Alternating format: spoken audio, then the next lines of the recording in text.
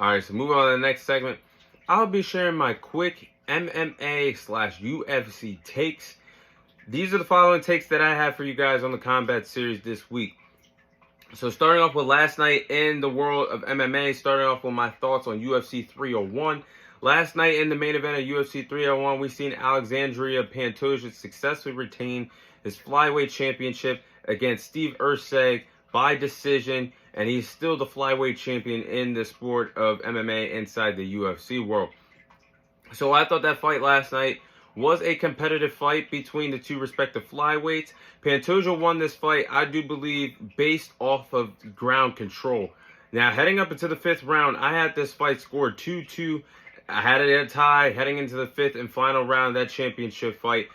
I just feel like Alexandria Pantoja pulled away in the 5th round with the ground control, and I just felt like the ground control really helped him win this fight. But hats off to Steve Erceg, man. I mean, I criticized Steve Erceg on the Combat Series last week because I said, how the hell is he getting a flyweight championship fight this early in his UFC career? Because last night, that was only his 4th UFC career fight. Now, obviously, he's had more MMA fights, but getting a championship opportunity on a main stage, on a big time stage, on a big time platform, on a UFC card, pay-per-view card, that's huge. And he showed up because, to me personally, it was a very close fight. And like I said, that 5th round to me really settled the fight of who was going to win. And he had a good performance.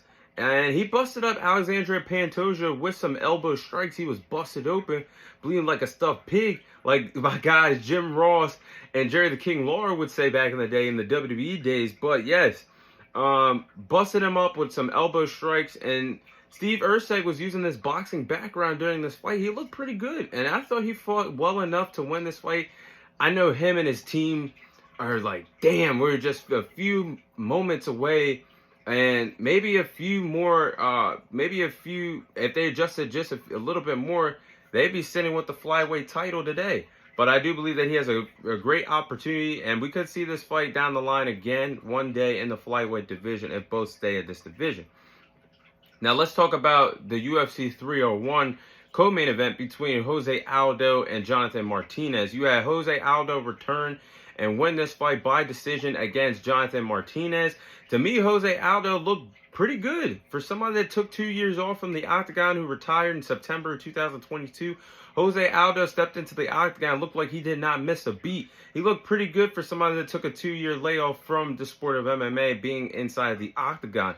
But Jose Aldo last night to me looked sharp on his feet, landed some huge shots throughout this fight. Really, in the 3rd and final round of that fight, was landing some big time shots, and also earned a takedown in the 3rd round against Jonathan Martinez. Now, me personally, last week on the Combat Series, I said win or lose, I thought it would be best for Jose Aldo to retire in the octagon in front of his home country of Brazil. But man, was I wrong, and he's not going anywhere like he stated, because Jose Aldo said he is focused on staying in the MMA, being a part of the UFC moving forward. At 37 years of age, we're going to see what Jose Aldo can do.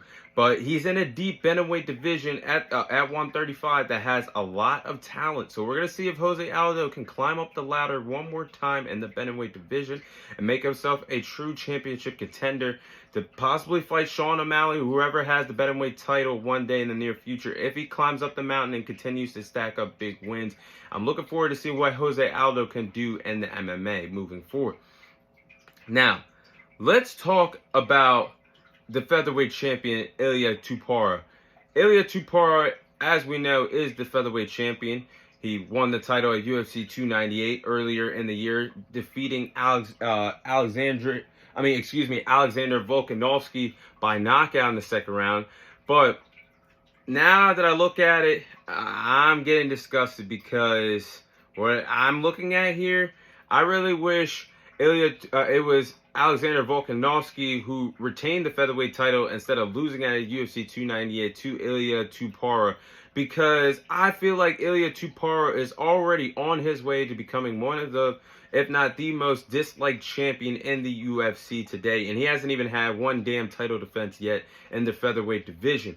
And I feel like he's going to be a disliked champion because he's already trying to call the shots as if he's already a top tier star, a pay-per-view box office attraction, and he's only been a world champion for a few months and hasn't even had a damn title defense, and he's already trying to call the shots in the featherweight division. He doesn't want to fight Max Holloway, who is really deserving of a featherweight championship opportunity. Unless the BMF title is on the line, you are not ready to be called the baddest motherfucker in the game yet, Ilia Topuria. Well, let's calm it down here. And he's not going to fight Max Holloway if the title's not on the line. To me, that sounds like a duck. And if Max Holloway doesn't defend the BMF title, he said he is willing to give Alexander Volkanovski an automatic rematch or fight Brian Ortega next for his featherweight title. To me, that sounds like he doesn't want anything to do with Max Holloway because he knows how bad of a motherfucker that he truly is and how much of a threat he is to that featherweight title. So I'm looking forward to see what Dana White and the rest of the UFC executives have to say for this, because Ilia Topuria is not going to be able to call the shots yet, and he has not arrived yet as a top tier star. He has that big win, yes, but he does not have the say to call big time shots like this yet. Now, my last take is, who should Alexander Volkanovski fight in his return to the octagon? Now, like I just said, I don't know if he will get an automatic rematch against Ilia Topuria for the featherweight title, but if he doesn't, I think Alexander Volkanovski should fight Aljamain Sterling next in the featherweight division. Now, Aljamain Sterling is the former bantamweight champion in the UFC. He moved up to the featherweight division at UFC 300 a few months ago, and he was fought on the prelim cards of that card, but he did not look good. He did not set the world on fire. He didn't really look good, and his debut performance at the featherweight division, to me, was just something that came and went, something that people didn't talk about. And that's not good for somebody that's a former bantamweight champion that just moved up. You want to put a good first impression on. So I feel like that would be a good fight for Alexander Volkanovski, a test to see if he still got it against a caliber fighter in Aljamain Sterling, who's no scrub.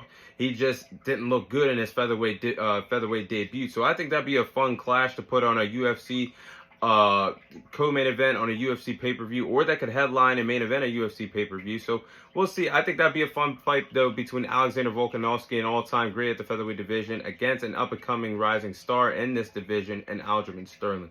But those are my UFC takes. Those are my quick MMA/UFC takes this week in the sport of MMA.